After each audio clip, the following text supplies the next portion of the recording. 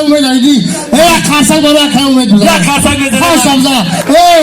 ران رفتن زاده که اکه اومد از زفراج امان کنه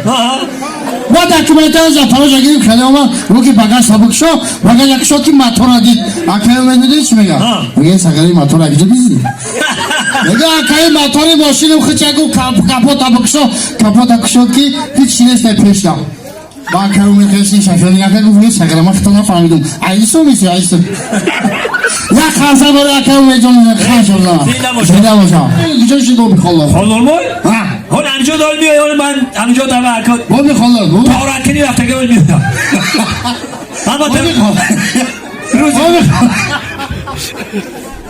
روزی خرسانه ای بابی خالد جان توخید کو ها بچه توخی پیسه برده این خیلی شب کمونی رنگ ریب خونو شدی انا خیلی خیش بگیم السلام علیکم نشا زنده باشی نه انی دودرکو چی نسیم میکنه دودرکو اوینده باید چیکار کنم این یارا باید بخیتایی بفهمونی بخیتایی نه الکه گوش کن دودرکوی عزیز فقط شما بخونیم با همه زبان رو حرف بزنید نمیسی رو یاد بگیرید انگلیسی رو یاد بگیرید تاجیکی رو یاد بگیرید زبانی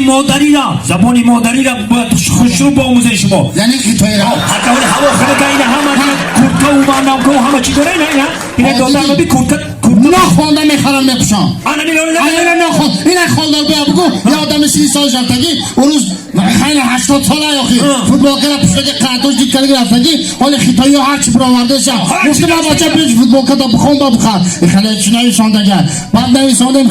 خونده خیتایی خیلی نویساندگی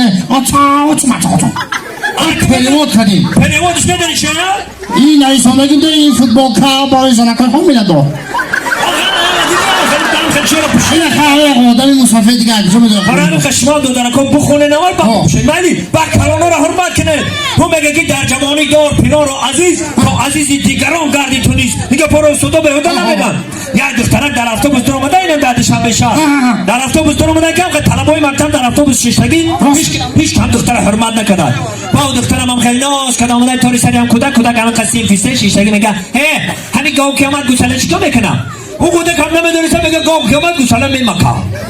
خیلی کلمه رو حرمت کنم گاو که اومد گوساله میخزد گوشو ما نکن جای جوشی شما فقط رقص و بازی خوشی بخورسندی در اکه اومد میگه فقط دپاره من گرزن امید جان